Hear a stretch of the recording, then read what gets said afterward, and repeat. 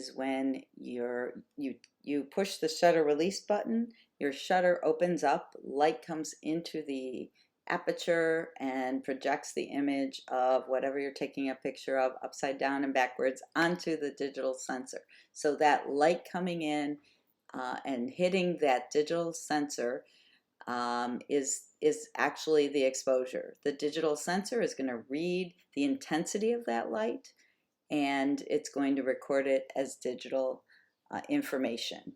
So today we're talking about how you evaluate an exposure.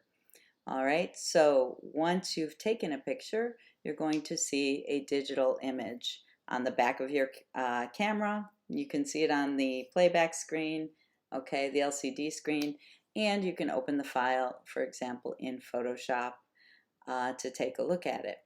So here we have an image that one of my former students shot, Alicia Vasquez, and so it's a really nice image. It's really well exposed. She made it black and white, so it's a little easier to see the tones when you're looking at the black and white image.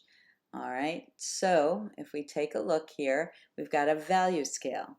All right, so within our photo, whether it's a color photo or whether it's a black and white photo, you're going to have values. Okay, so the value scale goes from black, which in photography we often call it maximum black.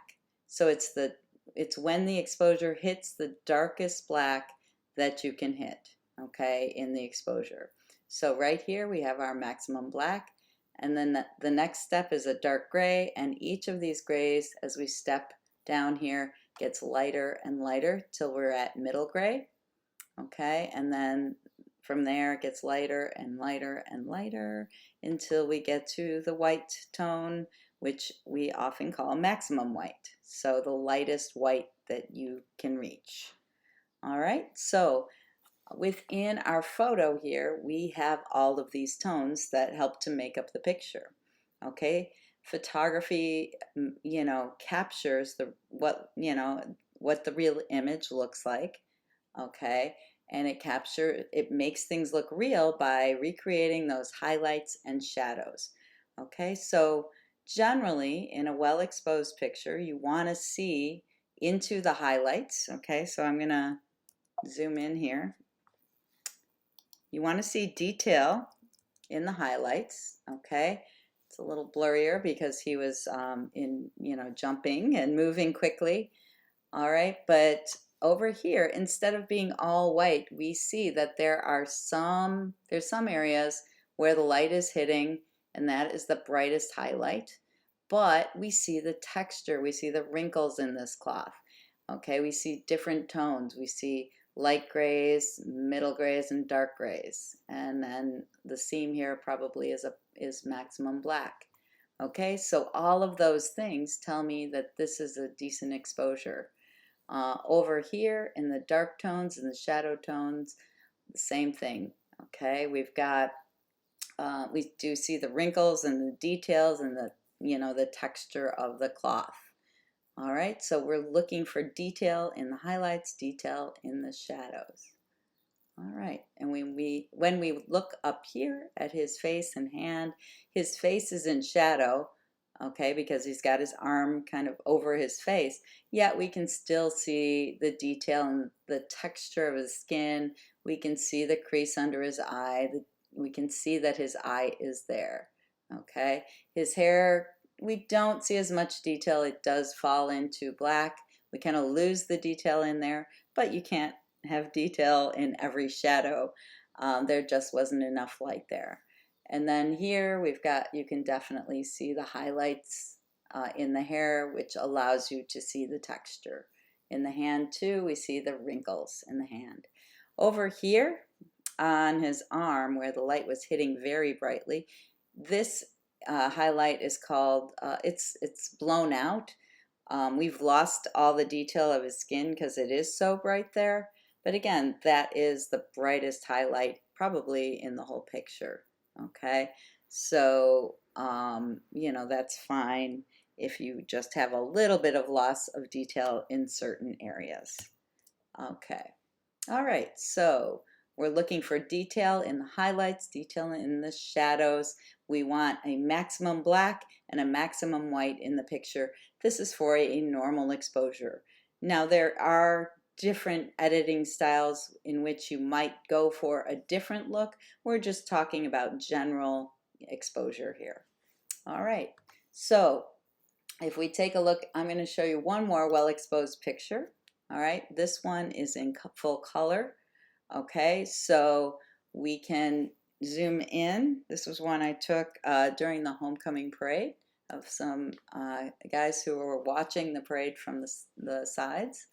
But if we look in this gentleman's hair, we can see some texture, okay, and we see a little bit of a highlight since his hair is very dark.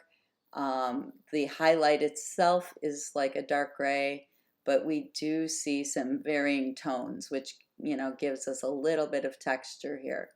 His face is in, you know, you see this beautiful detail of his face. You know, this was kind of in a more shaded area, okay, so that we don't have that high contrast light that the last image had.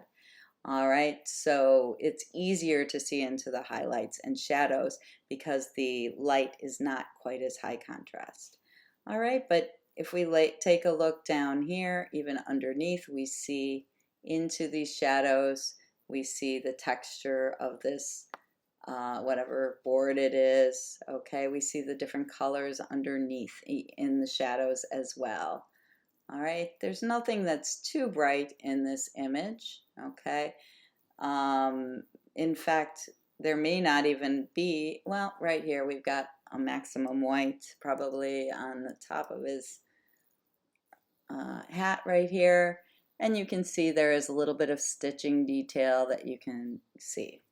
All right, so another well exposed image. All right, and now we're going to take a look at an underexposed image that I shot at the pep rally. All right, so this, we do see some detail in the shadows, but everything generally looks too dark. We don't see enough detail in the girl's face here. We don't see enough detail in the main subjects. There's just, you know, I shot this in manual and I didn't quite get the exposure correct. Okay, so it is underexposed, just a little too dark. If we look closely, for example, here at his hand, we've lost all the details. Plus, like in the dark, the hand here is blending in with the shadow, so we can't see the shape of the hand even. So that definitely helps to, you know, let you know that that is an underexposed image. The good news is when you have an underexposed image, you can fix it with editing in Photoshop, which will be another video. But if I turn this on, this is a curves layer that I added, and you can see now that you can see into the girl's face more. You can see Morty's hand, Morty's thumb here, and the mouth are separated more, okay, and yet you still do see some light, you know, blue in the sky up here too. So this right here, with Photoshop editing, I was able to save this image. All right, so that was an underexposed image, but this is how we can fix it. The next one, though, is a little bit harder. This is an overexposed image, and if you are shooting in JPEG, an overexposed image can be much more difficult or impossible to completely fix. We can make this better, okay, but we won't be able to make it perfect. But if you take a look up here, I believe this is the principal from East, okay? If we take a look up here, these are called blown out highlights. We've lost all the detail up here in the highlights, and if you notice that the highlights are kind of blending into the sky. We've lost the edge of his face here. We can't even see that. You know, here in his mouth, his tooth and mouth are super light, overexposed, okay?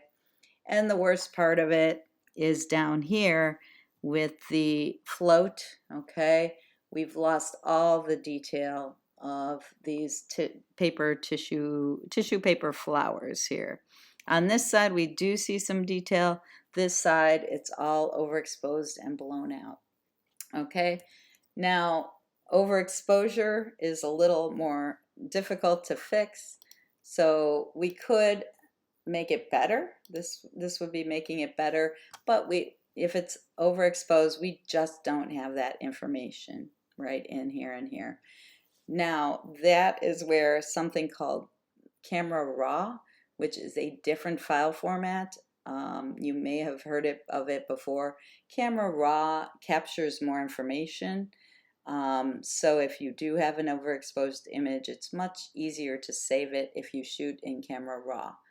However, RAW files are very large and you can't just open them straight into Photoshop. You have to edit them in Camera Raw first and then bring them into Photoshop. So for now, we are all shooting in JPEG. Okay, so just a review.